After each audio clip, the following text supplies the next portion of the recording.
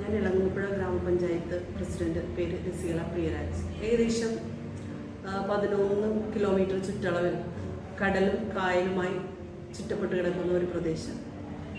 അപ്പോൾ ഞങ്ങളെ സംബന്ധിച്ചിടത്തോളം പറയുകയാണെങ്കിൽ ഒട്ടനവധി പ്രകൃതിക്ഷോഭങ്ങളും സുനാമി അടക്കമുള്ള പ്രളയമടക്കമുള്ള ദുരന്തങ്ങൾ വന്നിട്ട് പോലും കാര്യമായിട്ടുള്ള വലിയ പ്രതിസന്ധി കൂടാതെ ഞങ്ങൾ മുന്നോട്ട് പോയത് ഞങ്ങളുടെ മനോഹരമായിട്ട് ഞങ്ങളുടെ ബീച്ചുകളിൽ വെച്ച് പിടിപ്പിച്ചിരിക്കുന്ന കണ്ടൽക്കാടുകളും അതുപോലെ തന്നെ കാറ്റാടി മരങ്ങളും ഫോറസ്റ്റ് ഡിപ്പാർട്ട്മെൻറ്റുമായി ചേർന്നുകൊണ്ടും അല്ലാതെ നമ്മൾ പല NGOസുമായിട്ട് ചേർന്നുകൊണ്ട് നടത്തിയിട്ടുള്ള ഇത്തരം പ്രവർത്തനങ്ങളെ എല്ലാം ഞങ്ങളുടെ തീരദേശത്തെ സംരക്ഷിച്ചുകൊണ്ടാണ് ഇന്നും ഞങ്ങളുടെ പഞ്ചായത്തിനെ ബലപ്പെടുത്തിയിരിക്കുന്നൊരു കാര്യമായിട്ട് എനിക്ക് തോന്നിയിട്ടുള്ളത്. ഞങ്ങൾക്ക് എടുത്തു പറയാനുള്ളത്, ഞങ്ങളുടെ മത്സ്യഫെഡിൻ്റെ ഒരു കണ്ടൽ പാർക്ക് നമ്മളിവിടെ ആരംഭിച്ചിട്ടുണ്ട്. വർഷങ്ങളായിട്ട് ഉള്ളതാണെങ്കിൽ കൂടിയും അത് ഈ അടുത്ത് നമ്മൾ അപ്പോളോ ടൈൽസിൻ്റെ CSR ഫണ്ട് ഉപയോഗിച്ച് അവിടെ ഒരുപാട് മാറ്റങ്ങൾ കൊണ്ടുവരാനായിട്ട് അവിടെ സാധിച്ചിട്ടുണ്ട്.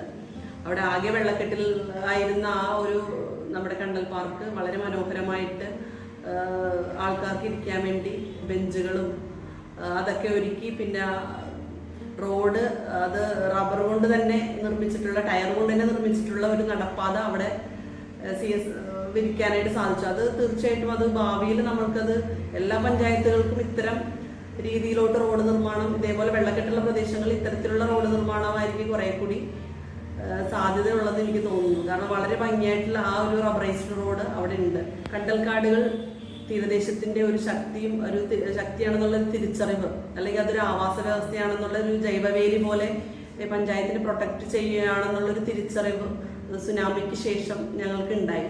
അതിന്റെ ഭാഗമായി നമ്മൾ ഒട്ടനവധി കണ്ടലുകളും കാറ്റാടി മരങ്ങളും ഇതെല്ലാം നമ്മുടെ തീരദേശത്ത് വെച്ച് പിടിപ്പിക്കുകയുണ്ടായി. അതിന്റെ ഫലമായി വളരെ നല്ല രീതിയിൽ പല തീരദേശ വേലിയേറ്റവും ആണെങ്കിൽ പോലും കടൽക്ഷോഭവും എല്ലാം ഒരു പരിധി വരെ ഞങ്ങൾക്ക് തടഞ്ഞു നിർത്താനായിട്ട് സാധിച്ചിട്ടുണ്ട്. പഞ്ചായത്തിൽ തന്നെ 2 കണ്ടൽ നഴ്സറികളുണ്ട്. ഒരു തീരദേശ സംരക്ഷണത്തിന് ഒരു ഭിത്തി പോലെ, ഒരു വേലി പോലെ സംരക്ഷിച്ചുകൊണ്ട് നിൽക്കുന്ന കണ്ടൽ, അതിന്റെ പ്രസക്തി എന്തുമാത്രമാണെന്ന് നമ്മൾക്കിപ്പോൾ സാധാരണക്കാരന് തിരിച്ചറിയാനായിട്ട് ഇപ്പോൾ സാധിക്കുന്നുണ്ട് എന്നുള്ളത് വലിയൊരു സന്തോഷം തരുന്ന ഒരു കാര്യമാണ്.